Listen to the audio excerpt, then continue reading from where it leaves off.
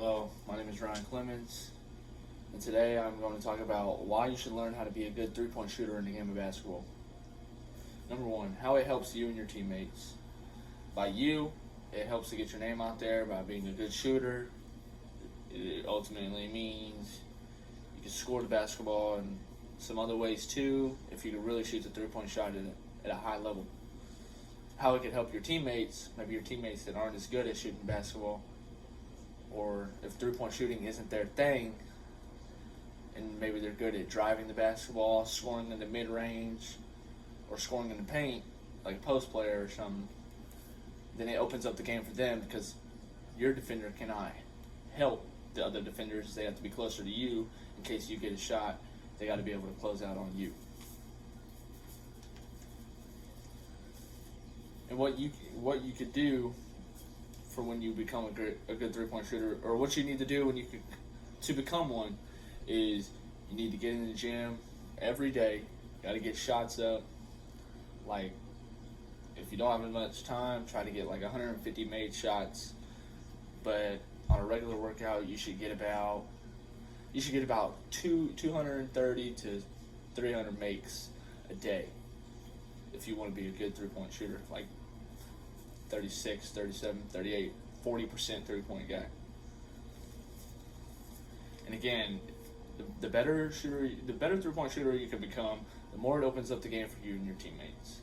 And who doesn't love to play with a guy who is knocked down the three-point shot? Like, it's an easy free points if you're wide open every time. And it's a great momentum booster when the game is close and you hit a couple threes, or let's say your teammate gets a dunk and then they kick it to you for a three-pointer. You're up by 5 points and the crowd's going crazy, and the other team, they just don't know what to do sometimes. And I say the basics to becoming a great three-point shooter is you want to be able to get it.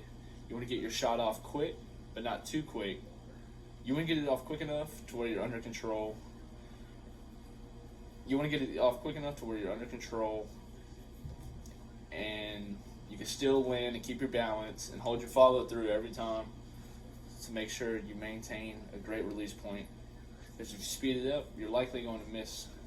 You're likely going to miss long, and nobody wants to miss long, and it's embarrassing. You might airball, something like that.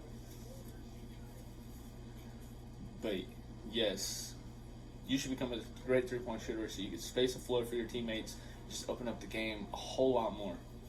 For an example, right now, NC State currently is playing Purdue in the Final Four. This is not the game. This is Caitlin Clark three-point shooting highlights. But NC State has a guy named DJ Burns, and he is really good at. He's not a three-point shooter, but he's really good at scoring at the rim, scoring in the paint. But the reason he is able to do that is because there's two guys in the game. I do not know their names, but I've seen them in the game, and they space the floor so well because their defenders that are guarding the two shooters cannot help. They can't really help all the time when DJ Burns is going to work, because then it's going to leave a three-point shooter wide open, and ultimately 3 points is worth more than 2.